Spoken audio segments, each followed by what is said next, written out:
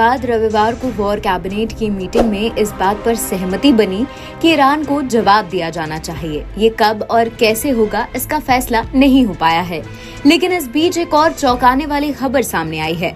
शनिवार यानी 13 अप्रैल को ईरान ने इजराइल अरबपति की कंपनी के एक जहाज पर कब्जा कर लिया था। ये कार्गो शिप भारत आ रहा था और इस पर भारत के 17 क्रू मेंबर सवार थे।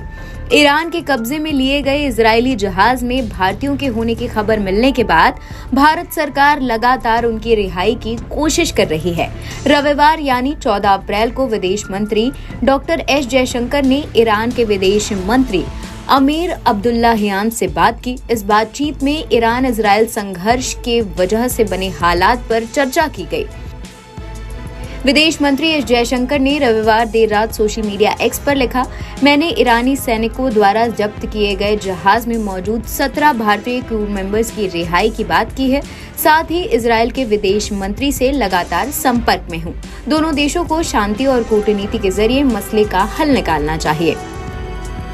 दरअसल ईरान की नौसेना के कमांडो ने इजराइल से जुड़े इस जहाज पर कब्जा कर लिया है। उसमें 17 भारतीय क्रू मेंबर सवार थे। यूएई से चले इस जहाज के मुंबई के जवाहरलाल नेहरू पोर्ट पहुंचने की बात की गई थी।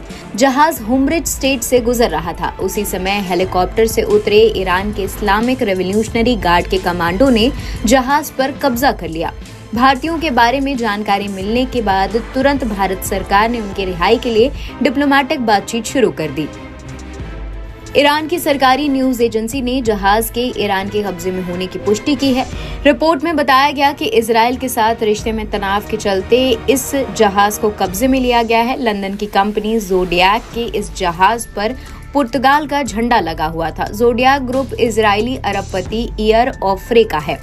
इस घटना का एक वीडियो भी सामने आया है जिसमें दिखाई दे रहा है कि हेलीकॉप्टर से हथियारबंद कमांडो जहाज पर उतर रहे हैं। इसके बाद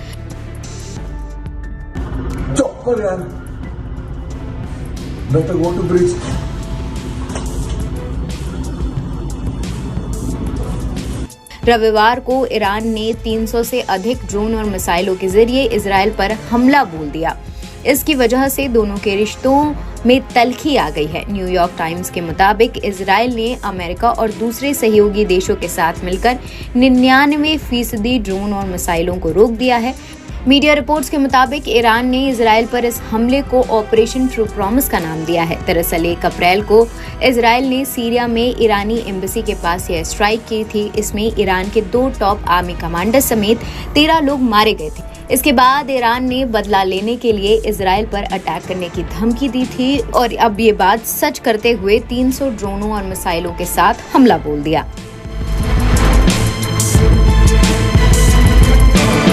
हंगामा टाइम्स की तमाम खबरों को देखने के लिए हंगामा टाइम्स को सब्सक्राइब कर लीजिए और बेल आइकन दबा लीजिए। अगर आपको ये वीडियो अच्छा लगा हो तो लाइक बटन प्रेस कर अपनी प्रतिक्रिया हमारे कमेंट बॉक्स में देना मत भूलें।